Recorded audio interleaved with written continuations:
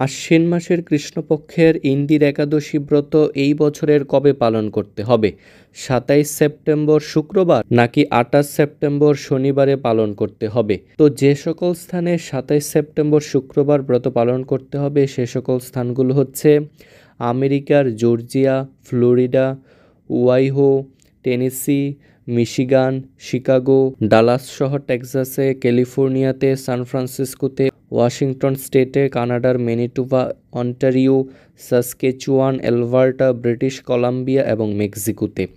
অন্যদিকে যে সকল স্থানে ২৮ সেপ্টেম্বর শনিবারে ব্রত পালন করতে হবে সে সকল স্থানগুলো হচ্ছে ভারত, বাংলাদেশ, মধ্যপ্রাচ্যের সকল দেশসহ এশিয়া মহাদেশে, ইউরোপ, আফ্রিকা, অস্ট্রেলিয়া, দক্ষিণ আমেরিকার সকল দেশে, আমেরিকার নিউ ইয়র্কে, Connecticut, New Jersey, Washington DC, North Carolina, কানাডার মন্ট্রিয়ালে, টরন্টোতে এবং ওটুয়াতে। এছাড়াও ২৯ সেপ্টেম্বর রবিবারে ব্রত পালন করতে হবে শুধুমাত্র নিউজিল্যান্ডে।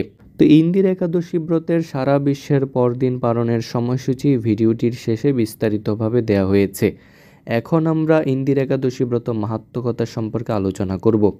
মহারাজ যুধিষ্ঠির বললেন, হে মধুসূদন, আশ্বিন মাসের কৃষ্ণপক্ষীয় একাদশীর কি নাম তা কৃপা করে বলুন। শ্রীকৃষ্ণ বললেন, হে রাজন, আশ্বিন মাসের একাদশী ইন্দিরা নামে পরিচিত। এই ব্রত প্রভাবে মহাপাপ বিনষ্ট হয়। এমনকি কর্মবিপাকে যারা নিম্নজনী লাভ করেছেন সেই পূর্বপুরুষদেরও উত্তম গতি লাভ হয়।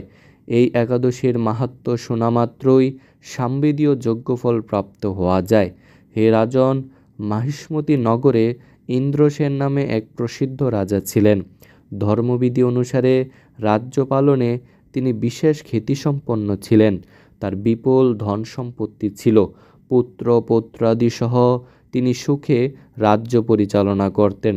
বিষ্ণু ভক্তি পরায়ণ সেই রাজা নিরন্তর শ্রী গোবিন্দ নামগানে মগ্ন থাকতেন।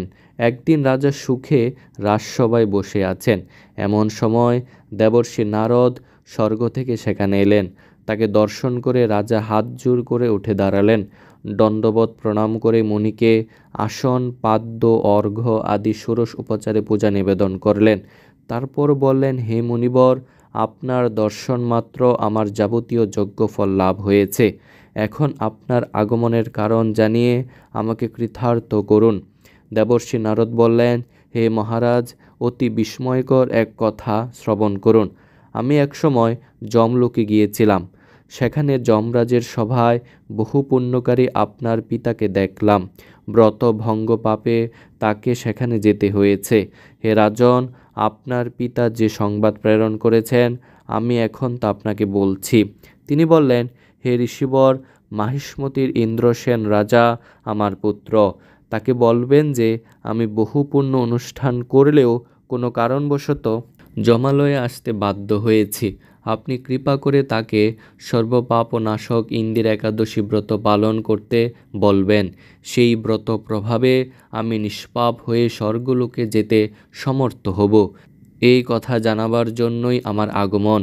হে রাজন, আপনার পিতার মঙ্গল বিধানে আপনি যথাবিধি ইন্দিরা একাদশী ব্রত পালন করুন। রাজা জিজ্ঞাসা করলেন, হে দেবর্ষি, সেই ইন্দিরা ব্রতের বিধি কি? কোন তিথি বা কোন পক্ষে এই একাদশী ব্রত করা কর্তব্য তা কৃপা করে আমাকে বলুন। দেবর্ষি উত্তর দিলেন, হে মহারাজ, আশ্বিন মাসের কৃষ্ণপক্ষে দশমীর দিন শ্রদ্ধা সহকারে প্রাতঃ স্নান করবেন।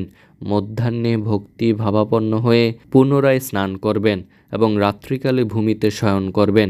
পরদিন একাদশীতে প্রাতকৃত্যাদি সমাপন করে নিরাহারে থাকবেন। ব্রতের নিয়মাবলী দৃঢ়ভাবে পালন করবেন। হে পুণ্ডরীকাক্ষ, হে অচ্যুত, এ শরণাগতের প্রতি কৃপা করুন। এইভাবে শ্রদ্ধা সহকারে শালগ্রাম পূজা করে পিতার উদ্দেশ্যে ব্রতের ফল অর্পণ করবেন। দ্বাদশীর দিন সকালে ভক্তি ভরে শ্রী গোবিন্দের পূজা করে ব্রাহ্মণ ভোজন করিয়ে অবশেষে নিজে মহাপ্রসাদ গ্রহণ করবেন। হে রাজন, বিধি অনুসারে শ্রীহরি এবং ভক্তদের অর্চন করলে আপনার পিতৃবর্গ মুক্তি লাভ করে শীঘ্রই বৈকুণ্ঠে গমন করবেন। রাজাকে এই উপদেশ দিয়ে দেবর্ষি নারদ প্রস্থান করলেন। রাজা ইন্দ্রসেন মুনিবরের উপদেশ অনুসারে পুত্র পরিজন সহ ভক্তি সহকারে এই ইন্দির একাদশী ব্রতের অনুষ্ঠান করলেন। তখন দেবলোক থেকে পুষ্পবৃষ্টি হতে লাগলো এবং তার পিতাও বিষ্ণুলোকে গমন করলেন। তারপর রাজা ইন্দ্রসেন নিজ পুত্রকে রাজ্যভার অর্পণ করে নিজেও বিষ্ণুলোকে ফিরে গেলেন। এই ইন্দির একাদশীর মাহাত্ম্য পাঠে ও শ্রবণে মানুষ সকল পাপ মুক্ত হয়ে বিষ্ণু লোক প্রাপ্ত হয়।